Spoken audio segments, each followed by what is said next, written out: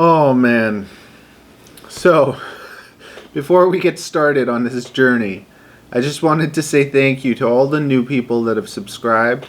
We're slowly growing and it's nice to see. Thanks for joining.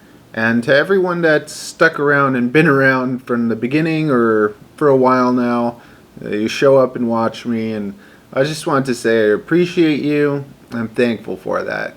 We passed 3,000 subscribers. Woohoo! I wanted to make a really kind of fun video for you, but last month has just been one of the worst months that I've ever had.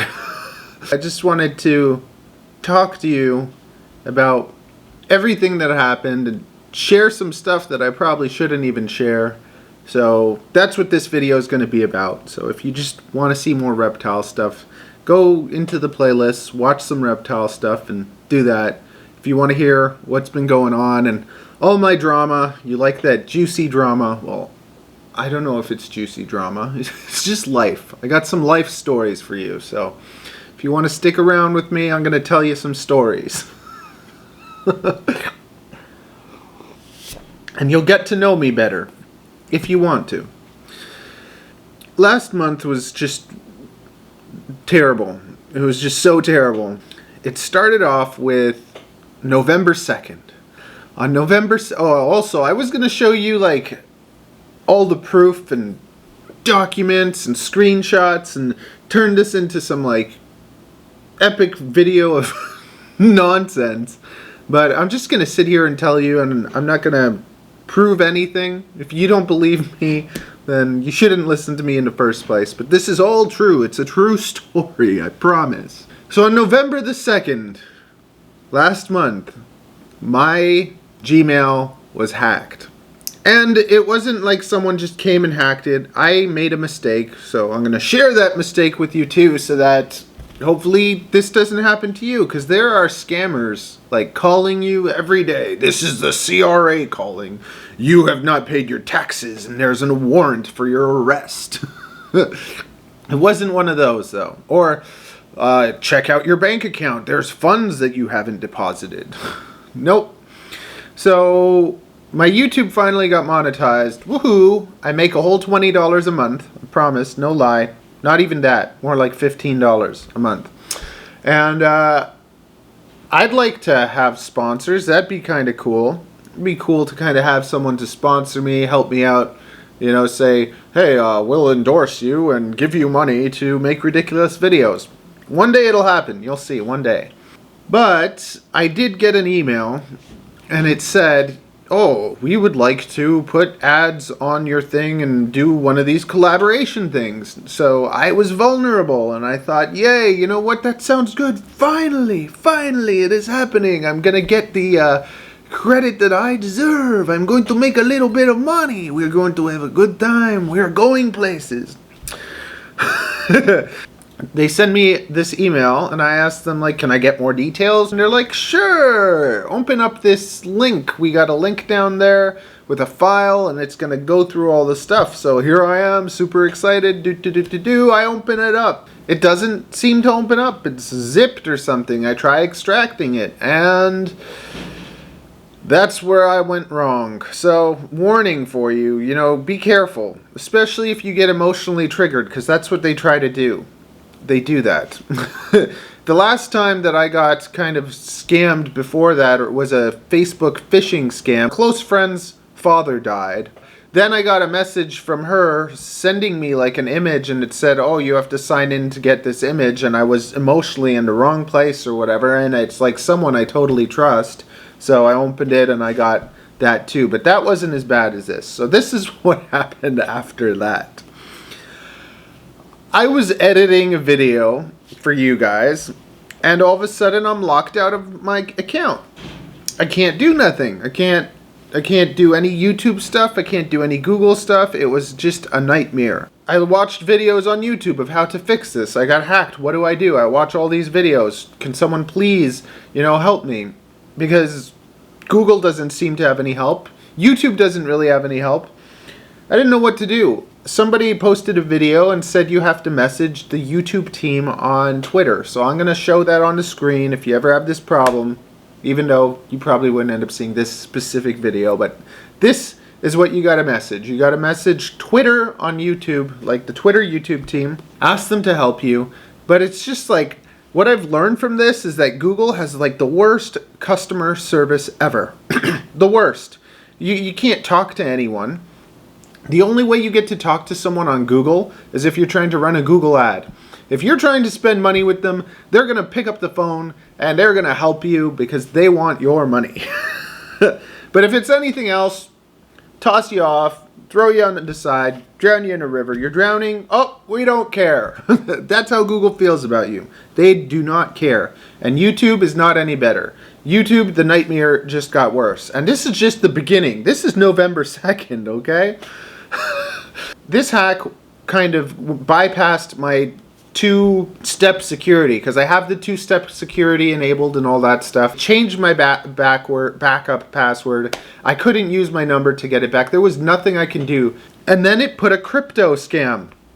Pretty funny, because there's this crypto called Shiba Inu, and it's a terrible coin that you should never buy. People in general are not very intelligent, and they hear something and they go get it. So I got some based on knowing I shouldn't get it. I bought some because I'm just like, I know people are dumb and they're gonna buy this, so that's why I got some. I kind of banked on the stupidity of humans. Sorry. I did a whole pile of stupid stuff too. We just do stupid things. That's what we do. That's what people do. Humans, they do stupid things. Okay. There was this Shiba scam that was put on a live stream on my channel. My channel got changed to Shiba Inu, and they did this crypto scam on my account. And this ended up giving me a copyright strike. My first ever copyright strike on YouTube. Finally, I get my account back. It takes like a few days. And the only reason it happened that fast is because I watched those videos and learned what to do and contacted YouTube through Twitter. Now, YouTube and Google, riddle me this, okay? Like, the conversations that we had to have, the messages, the emails, waiting days, sending them back and forth to talk to someone. Like, wouldn't it be easier to just pick up the phone and have a 5-minute conversation? It'd be so much easier to have telephone people ready to help than all these emails that get you nowhere and they don't help you. They don't do anything to help you. I can basically show that on November 2nd I got hacked. They agreed that I got compromised, but they won't take the copyright strike off my channel. And I've messaged them so many times. I've gone like over and over and over again to the point where it's like, it really, really bothers me because I didn't put that up there. So I shouldn't have that strike, and I have to wait till January for that strike to be gone. And along with this, when I got my Google page back, they locked me out of my salon business page because that's through Google. So I can't do things with Matthew Genzer Salon, and I can't do things with Beauty Boa. So I got locked out of those two pages, and I have to go through the verification and send mail to those locations and get the little password through the mail to be able to access my hair salon Google page and my snake Google page listings. So I don't have access to those things. I can't get rid of the copy strike. They literally tell me that I'm the one that did it. Contact the company that gave me the copyright strike. So I contact them and they say, no, if YouTube knows that you were hacked, they'll get rid of the strike. So you're going back and forth, all this stuff. And it gets better. COVID has happened and I have a little hair salon. Okay, so I've been keeping myself self-sustaining business basically from the time I was 19 years old. So since I was 19 years old, I haven't had to work for anybody. I've always just taken care of myself. And when I turned 25, like I was self-employed. When I turned 25, I opened my first hair salon. And I never had any money or anything, okay? I just did it with my credit card. I slept on a couch inside this tiny salon that is smaller than this living room. And I just did it, and I was happy. I was living the dream. I had a hair salon. It's like I didn't have a place, but I had a salon, and I did that for 3 years. And then I opened up a bigger place. I was able to do this because my mother is a medical esthetician, so she did the spa, I did the hair salon, and then I lived in the back again. But I had 1,600 square feet, and it was in Kensington Market in Toronto, and that was really cool. And that's basically where I was for the next like years of my life until I got married, we had a baby, and I decided that I don't want to run this big place. I just want to do a little bit of work. So I tried working for other hairdressers, and I just wanted to work Friday and Saturday, do my thing, leave, and be able to be a dad. I wanted to be a full-time dad, and that's basically what I've been able to do till now. But I was never really able to work for anyone because they're crazy and greedy, and they saw that I was making a decent amount of money, and they wanted a piece of that cake, and it was just really unfair. So I ended up having to open up another little salon. So I opened up a little salon. It cost me around $1,000 a month, and I run it Friday and Saturday, and I work all Friday, Saturday, and that was my life, and it was pretty good. I was making enough to pay the bills. It allowed me to spend all my time with Avery, and that's what was like important. I wanted to make sure that I raised my daughter to be a decent human being, because I wasn't, and my parents were good parents, but they didn't know how to deal with me, and I was a very difficult child. I'm a very difficult person. I have ADD. I have borderline personality disorder. I feel things differently than most people do, and I deal with things differently than most people do, and I'm very kind of like logical and less emotional. I think what is the best, how do I deal with this? And then I just react lots of the time, and I don't care about how people feel, and that's something I have to work on. I have to work on kind of considering other people's feelings. But I struggle with that because I never really felt many people considered mine. So like a sad little child, you know, no one really liked me or whatever, so I didn't really care what any of them think. I just got to do my thing. What does that lead to? That leads to the payments that the government gives us to stay afloat have now stopped. So November came along, and usually this would be the busiest time of the year for the salon, where I'd be so busy that like I have to turn people away. I've run my own business for like 15 years. So for 15 years, I haven't had to really ask for anything or need anything. And I've never been the type of person that asks anyone for help or anything either. I'm the type of person where my salon's struggling. What am I going to do to fix it? I'm going to dress up like a superhero and go give haircuts to homeless people. That's my solution. And people will be like, why would you do that? That's crazy. And I'm like, why wouldn't I? That's fun. I'm going to grow my business. I'm going to get attention. I'm going to end up on the news. I didn't end up on the news for 5 years, but then I got on breakfast television, CTV, some other stuff, had a documentary made about me. Woohoo! But it was just like, I knew that those things would happen, so that's why I did it. And I didn't really care about how long it took. But now, no one's been able to come see me for like a year. And now I'm allowed to run my hair salon again. And guess what? Lots of the people that are getting colors from me every couple months and spending hundreds of dollars have found other ways to do it. So I've really been struggling. I've been making barely any money through the salon. And that's okay. Like, I'm going to run some ads and get that going again. I'm really good at doing hair, and I don't have to really worry about that. But now, because my accounts got hacked, I can't get into my business page. So I can't really run an ad and bring people to my Google and all that stuff because it's shut down. I work inside an Asian hair salon with a weird unit and a weird address. So to get the mail into there is tricky, but I have to get a mail sent to the salon with the password to get my Gmail back.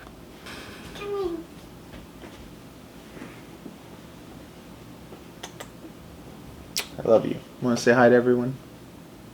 No, thank you. Okay. So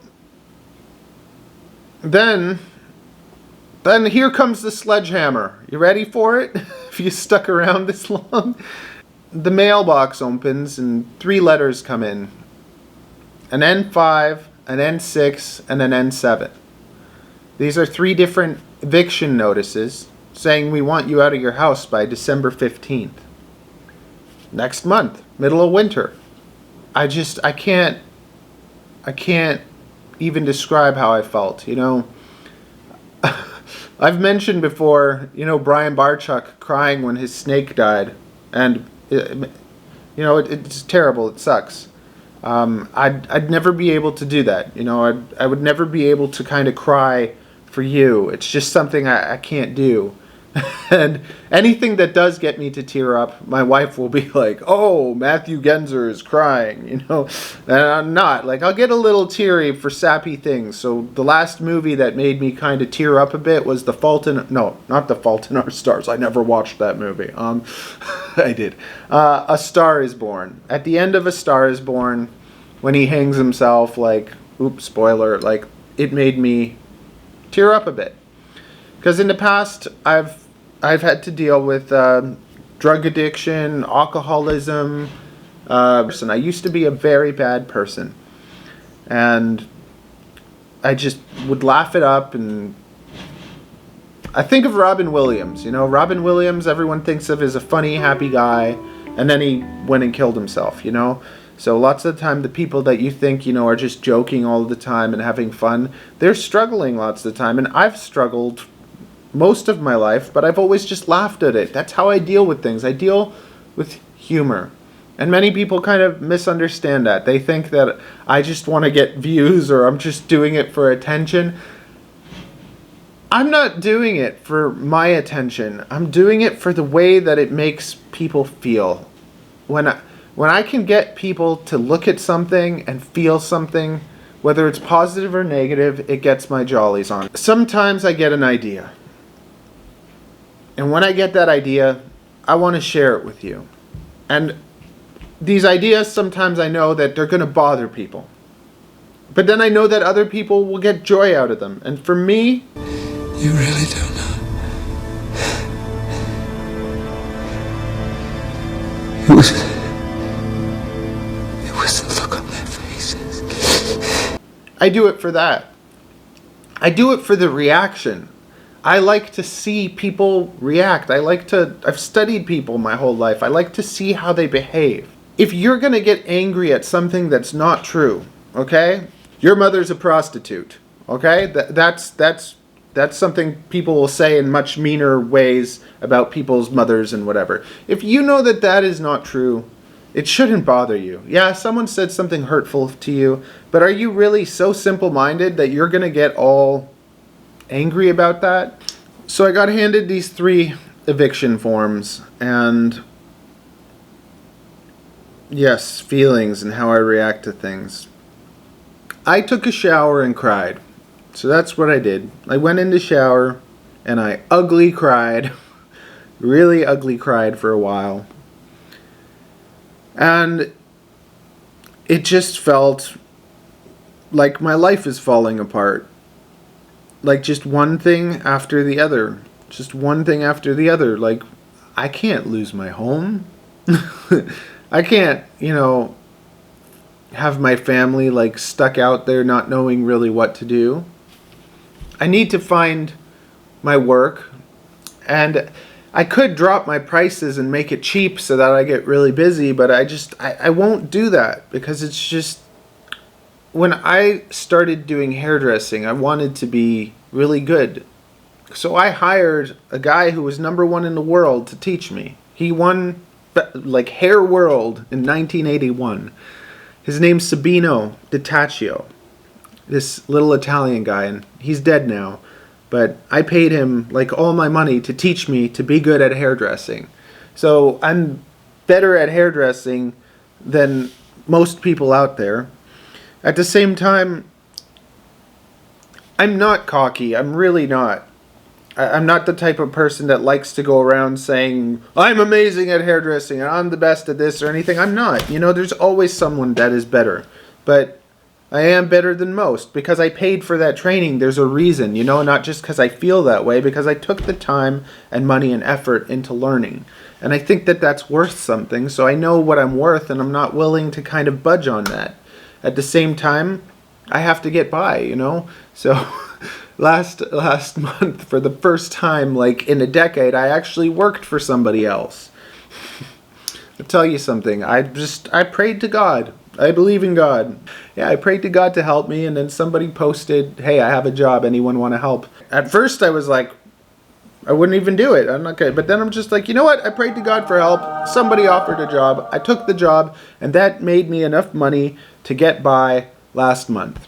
Who knows how I'm going to get by this month, but it's okay. It's okay, it's okay, it's okay, it's okay. If you're lost, we're all a little lost, and it's alright. So somebody tried to move into this apartment building, and they saw that I have a reptile business in the building, and they told the landlord, and that's why they didn't end up moving in. And so basically, the landlord people told me that you're running a commercial business out of your apartment, and our apartment is not zoned for that, so we want you out, basically. It stinks, because it's like, I made a Google business page. Yes, I did. I made a Google business page to help bring more traffic to me so that more people can get animals off me. And I put the address of the building that I live in. To me, that doesn't mean, I'm not running an actual pet store. I don't have an actual pet store, I sell a couple snakes a month. And lately, I haven't even really been doing that because I've been depressed and trying to deal with all this stuff. And you see the stuff I make for you. I try to teach you stuff. I try to entertain you. I'm rarely pushing animals on anyone.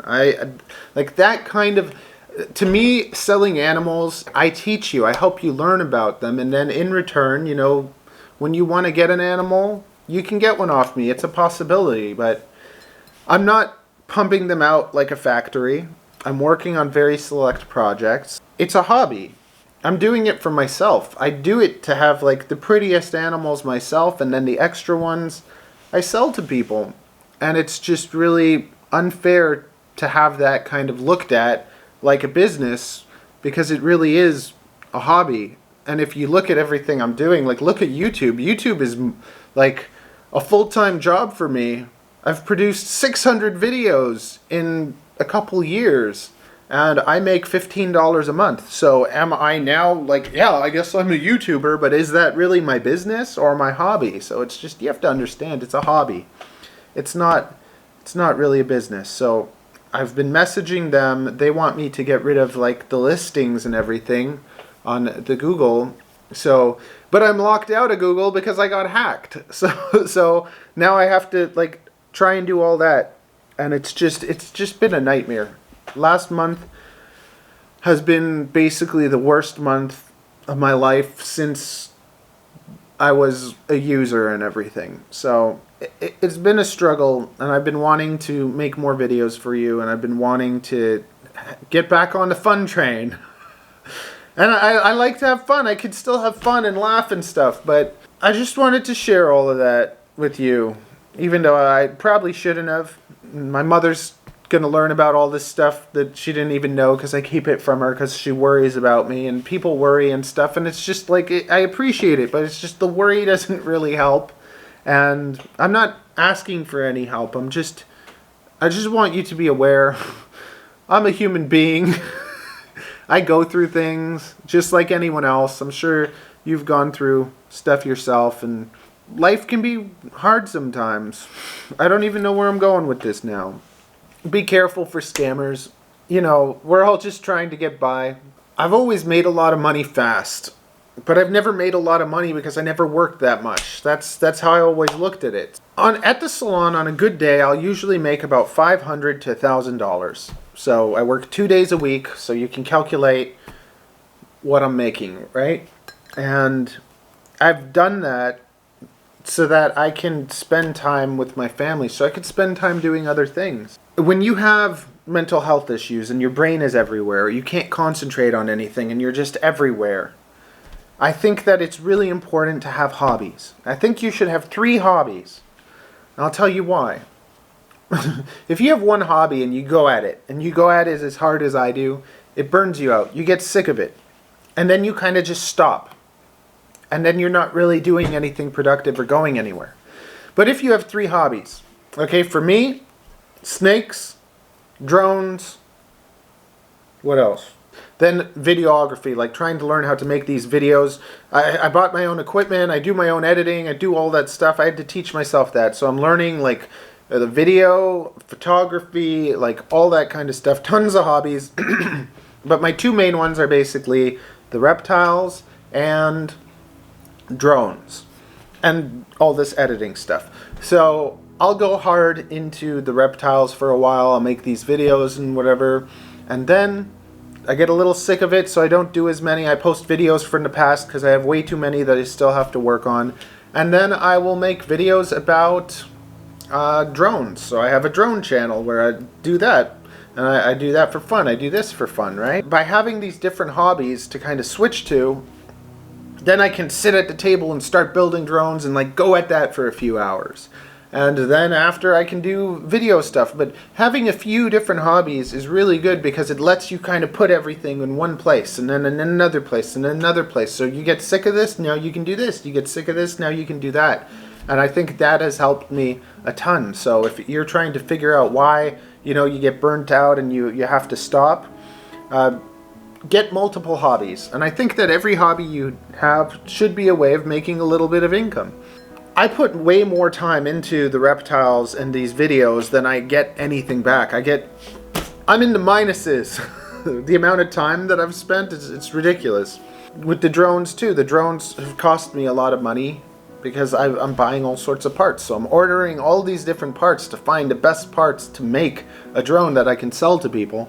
But in order to do that, I have to buy each of the parts in quantities of like at least 10. Like for motors, I gotta buy 50 motors so that I can build a few drones. By doing that, later on, I can start selling them and start kind of getting the money back. And even with the drones, I'm not trying to make money selling drones. I'm trying to make enough to kind of pay for the hobby. And I've always kind of looked at it like that too with the snakes. Just to be able to make enough to sell and keep them up and get a few more. And all the money that I've made in like the past 10 years, I've put back into the animals. I've bought more animals. Now I'm trying to downsize that. Just to give some understanding of what goes into raising a snake, I don't feed them like crazy to get them to breed as fast as possible. So lots of the time I have to raise a female for about 4 years before I can breed her. Okay? So 4 years of raising this animal, keeping it in good health, feeding it, cleaning it, doing all that stuff. And now on year 5 or year 4, I get some babies. Let's say it's a boa. I get 5 to 20 babies. And now I keep 1 or 2 of them, and then I sell the rest. And then I give her a year off before I breed her again. So in basically 5 to 6 years, I get 1 litter of babies. Okay? So you take care of an animal for 6 years to get a few babies. Is that a business or a hobby? And I treat them well, and I take them outside, and I spend time with them, and they're pets to me. I don't look at them like a factory. And the more, when I have so many, I start to feel that way, and I don't want that. I want to kind of get rid of that and just have kind of love projects, these animals that I love. And the public would never understand that. Let's say I have 20 pets, okay? I have 20 pet snakes. And just because I have 20 pet snakes doesn't mean that I have 20 producing animals. Over like 75% of my animals I'm not breeding. They're just pets, or they're growing, or like they're in that process. They're getting a year off. So let's say out of 20 snakes, let's say I breed 5, and out of those 5, 4 are successful. And there could still be issues in that. So it's just the outer public would see that and be like, oh my goodness, you have 20 snakes. That's crazy. That's insane. That doesn't make any sense. Why would anyone do that? That for sure is a business, because they don't understand. Like, and then to understand that Okay, so your collection goes from 20 snakes to, let's say the 4 litters has 10 babies each, okay? So now your collection goes from 20 snakes to 40 snakes, so now you have 60 snakes. You're insane. You're a mad person. Like,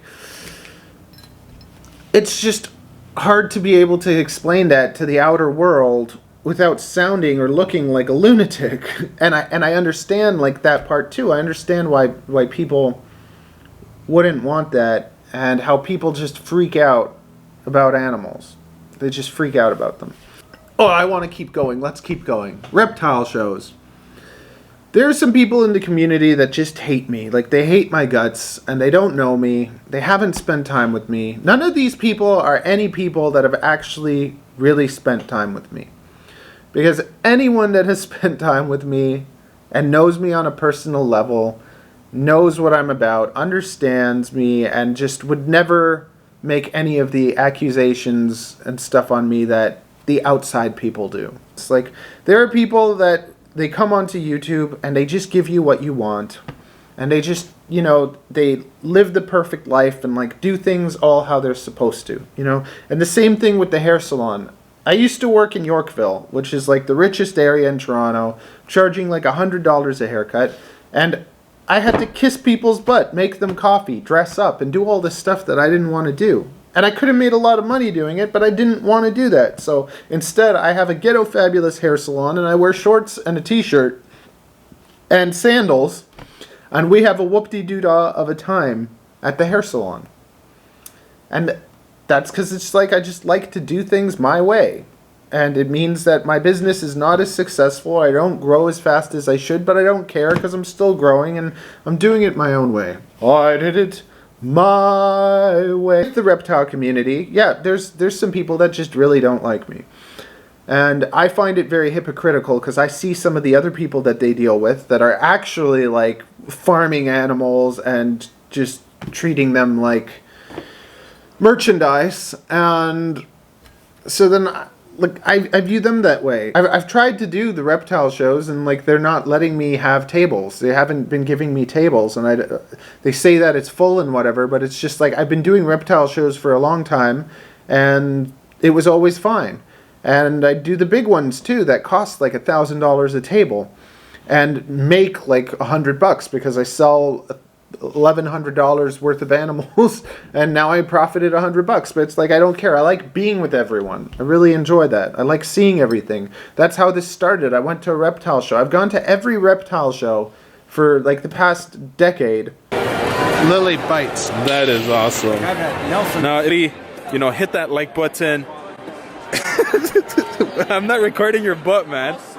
Now I'm gonna have to like censor this whole. Did you say record your butt? No, I said don't record my butt. Oh. Don't look at the missing tail, though. That wasn't my fault. Okay. That is just amazing.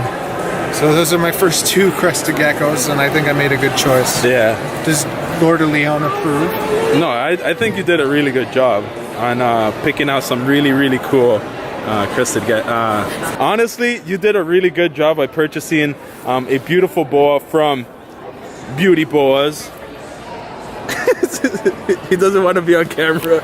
You have to hit that notification. You gotta hit that notification. Hit that notification. Hit that notification. But basically, yeah, he picked up a really nice boa from Beauty Boas, and you know, you're gonna have a lot of fun feeding it and growing it up. So I'm really excited for you, and thank you for showing me your very first boa. And this year is like the year that I haven't really gone to any. I went to 1. But I don't know if I'm going to be doing them anymore, because it's just the way that certain people just view me. It sucks. And I'm not going to apologize or change, because I don't feel that I've done anything wrong. And so if I'm going to get punished for feeding a snake from my mouth, feeding snakes from my mouth, not just that, but just being allowed to be me. I think we all have the right to be allowed to be ourselves. If you can't be yourself, like, I feel sorry for you. I'd rather have more fun and fail being myself than succeed being like that person that portrays themselves wonderfully.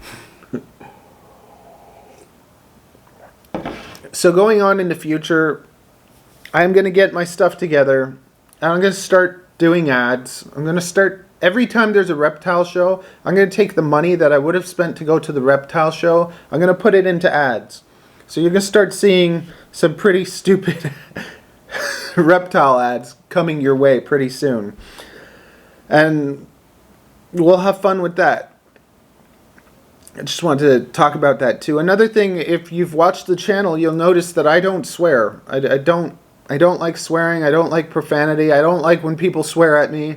I don't mind debating. We can argue all you want. We can debate. And if you can tell me something that I do wrong and you're right, I'll admit it, you know.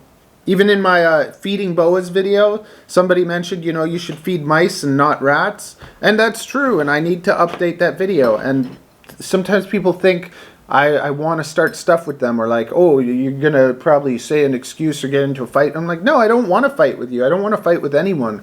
I want the whole reptile community to just be decent to each other. Like, if we could all just be nice to each other because we all love reptiles, can't that be enough?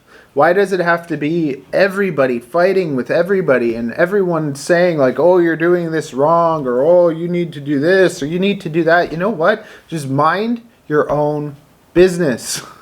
You might be right, but just think about the way you say things. You know, think about the way you talk to people. When you're online, I don't know why people think that they can just talk and treat people like garbage, but it's just, have some decency. Like, I might be an idiot that does all sorts of silly things, but at least I treat people decently, or I try to. Oh yeah, it gets better. I forgot. So, one of my big racks lost heat. So I had to like get all the snakes to fit in other places and wait for the heat cables to come. And I have it sitting here. See, it's right there in my living room. So that whole rack has no heat. And my favorite lizards, the Gastropricianus, that I cannot pronounce properly, one of them got away and I can't find it anywhere. I've been tearing the place apart and I can't find it, and it just sucks. It's just, last month was like the worst month I've had in a long time. And yeah.